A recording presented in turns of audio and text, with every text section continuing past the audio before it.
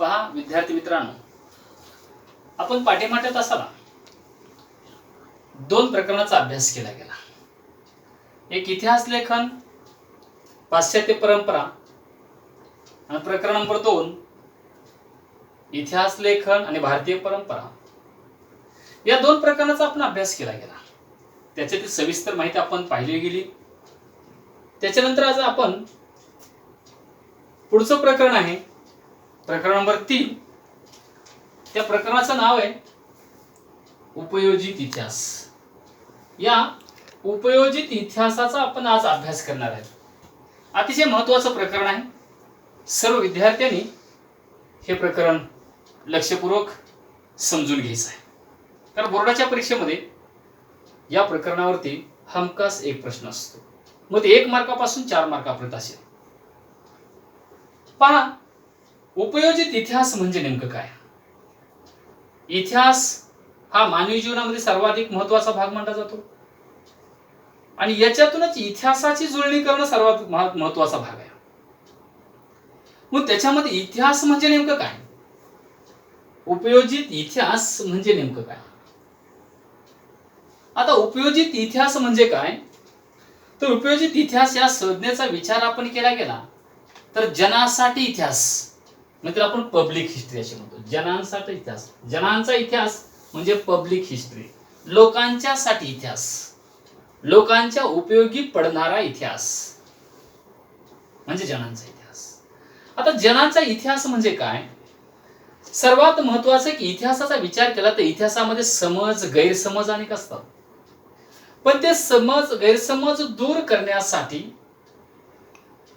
इतिहासकाराच्या अभ्यासासाठी, इतिहासकारांसाठी इतिहास आणि इतिहासाचा अभ्यास करणाऱ्यासाठी किंवा इतिहासाचा अभ्यास करण्याचे इच्छुक असणारे जे विद्यार्थी असतात त्या विद्यार्थ्यासाठी इतिहास हा सर्वात जास्त महत्त्वाचा आहे.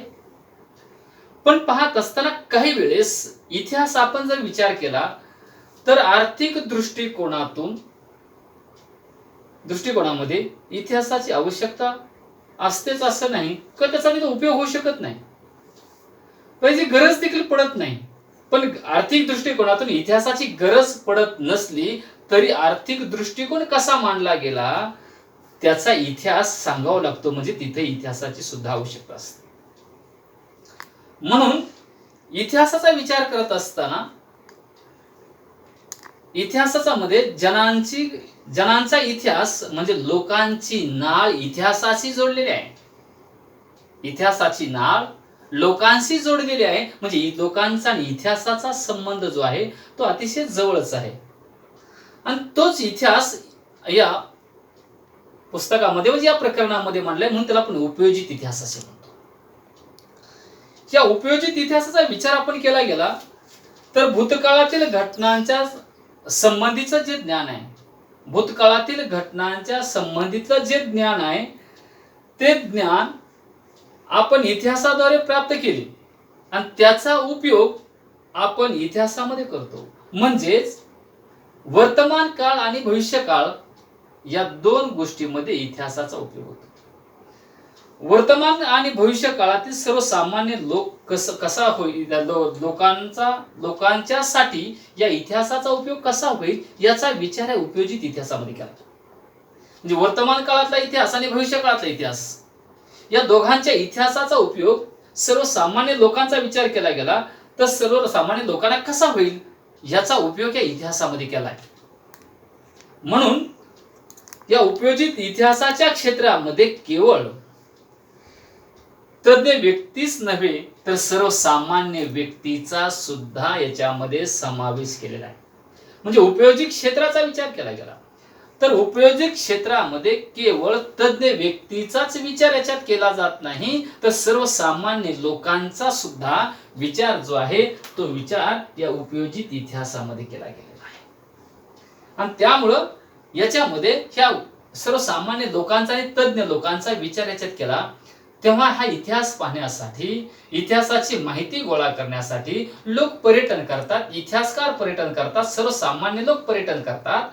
त्याच्यामध्ये काय पाहतात तर संग्रहालय पाहतात, धर्मस्थळे पाहतात, पर्यटन स्थळे पाहतात, म्हणजे जिथं जिथं त्यांना जे महत्वाचं वाटतं आहे, ऐतिहासिक गोष्टी सांगणारा जो काय प्रदेश आहे, भाग आहे, तो लोक त्या ठिकाणी पाहतात आणि त्याच्यातून तो इतिहास त्या ठिकाणी लोकांना समजतो.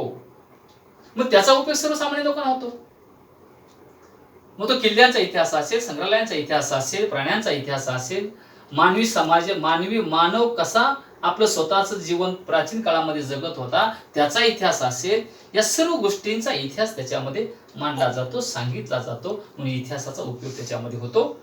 आणि म्हणून अशा स्थळांना हा मानव त्या ठिकाणी काय येतो, भेट देतो. सर्वसामान्य लोकांचा उपयोग या इतिहासामध्ये केला जातो. त्यामुळे इतिहास म्हणजे काय, म्हणजे उपयोजित इतिहास म्हणजे काय, हा 2 मार्कासाठी याच्यामध्ये आपला प्रश्न त्या ठिकाणी विचारत येतो. मला लक्षात घ्या, हा महत्वाचा प्रश्न त्या ठिकाणी आपल्याला पाहायला मिळतो. हा उपयोजित इतिहास म्हणजे काय.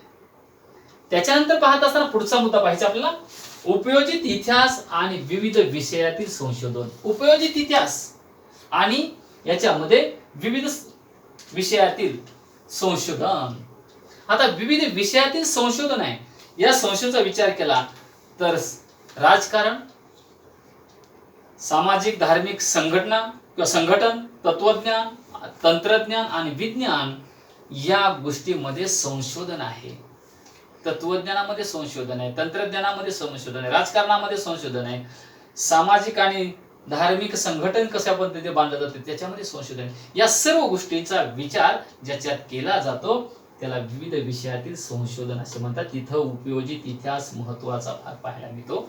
म्हणून आपण पुढच्या तासाला आपण उपयोजित इतिहास आणि विविध विषयातील संशोधन या मुद्द्याचा आपण अभ्यास करणार आहोत.